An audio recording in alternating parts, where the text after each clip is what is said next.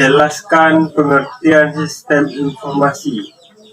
Sistem informasi dapat didefinisikan sebagai suatu sistem yang menggunakan basis komputer dalam rangka ketersediaan berbagai informasi bagi pengguna atau beberapa pengguna dengan maksud sesuatu keperluan yang tertentu.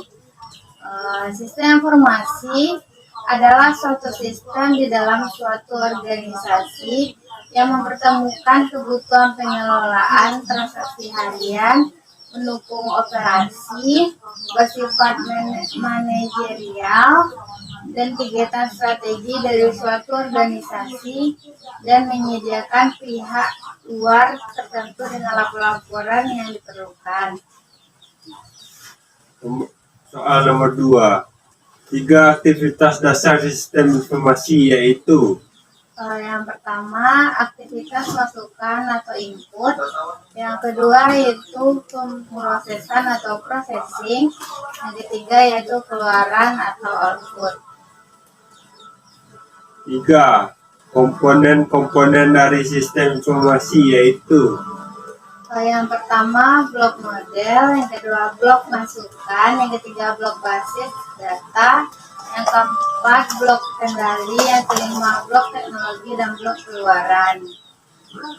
Yang keempat, jelaskan jenis-jenis sistem informasi yaitu: yang pertama, Transaction Processing System atau TPS. Yang kedua, Office Automation System atau OAS, dan Knowledge Work System. Yang ketiga, Sistem Informasi Manajemen. Yang keempat, Decision Support System atau DSS. Yang kelima, Sistem Ahli atau ES, dan Kecerdasan Buatan atau AI.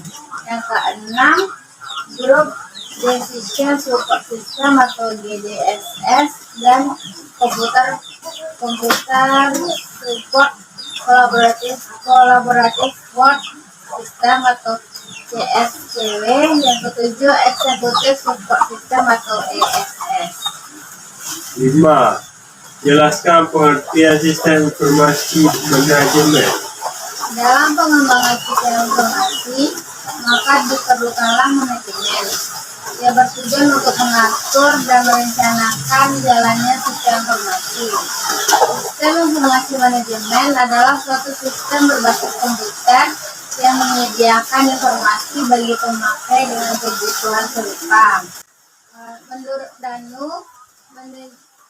Danu menjelaskan bahwa sistem informasi manajemen merupakan penerapan sistem informasi di dalam organisasi untuk mendukung informasi yang dibutuhkan oleh semua tingkatan manajemen. Sistem informasi manajemen didefinisikan sebagai kumpulan dari interaksi sistem-sistem informasi yang bertanggung jawab mengumpulkan dan mengelola data untuk menyediakan informasi yang berguna untuk semua tingkatan manajemen di dalam kegiatan perencanaan dan pengendalian. 6. Apa saja perangkat pendukung sistem informasi manajemen? Yang pertama itu perangkat keras atau hardware, merupakan bagian fisik keseluruhan dari komputer. Perangkat keras terdiri dari input device atau perangkat masukan, contohnya keyboard, mouse. Yang kedua, proses device atau perangkat pemrosesan, contohnya CPU dan RAM. Ketiga, output device atau perangkat keluaran, contohnya monitor. Yang keempat, perangkat penyimpanan, contohnya hard disk, flash disk. Yang kelima, perangkat tambahan seperti LAN. Contoh yang kedua yaitu perangkat lunak atau software. Perangkat lunak adalah istilah umum untuk data yang diformat dan disimpan secara digital, termasuk program komputer, dokumentasi, dan berbagai informasi yang bisa dibaca dan ditulis oleh komputer. Dengan kata lain, bagian sistem komputer yang tidak berwujud. Contohnya yaitu Microsoft Word, Excel, 7. Sistem informasi mempunyai tugas utama dalam sebuah organisasi, yaitu Yang pertama, mendukung kegiatan usaha atau operasional. Yang kedua, mendukung pengambilan keputusan manajemen. Yang ketiga, mendukung persaingan kemungkinan strategis. 8. Ancaman yang mungkin timbul dari kegiatan pengelolaan informasi, jelaskan.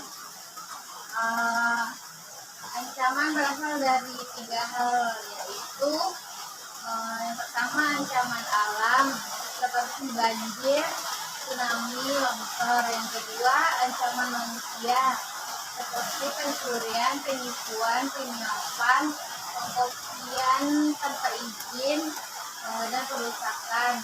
Ketiga ancaman lingkungan, contohnya penurunan tegangan listrik atau kenaikan tegangan listrik secara tiba-tiba dan dalam jangka waktu yang cukup lama, dan contoh lainnya itu polusi. 9. Peraturan terkait dengan penerapan sistem informasi manajemen atau SIM, yaitu Yang pertama, Undang-Undang Nomor 19 Tahun 2002 tentang Masyarakat. Yang kedua, Undang-Undang Nomor 36 Tahun 1999 tentang Telekomunikasi. Yang ketiga, Undang-Undang Nomor 8 Tahun 1997 tentang Dokumen Organisasi.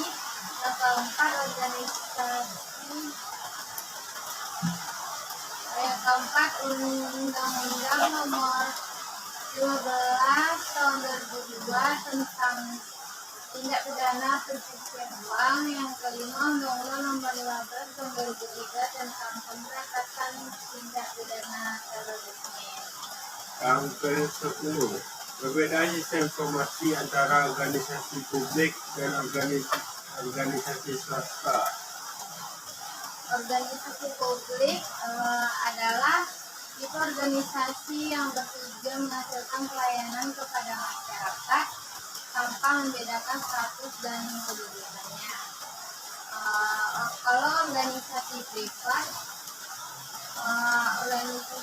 adalah organisasi yang ditujukan untuk menyediakan barang dan jasa kepada konsumen yang dibedakan dari kemampuannya membayar barang dan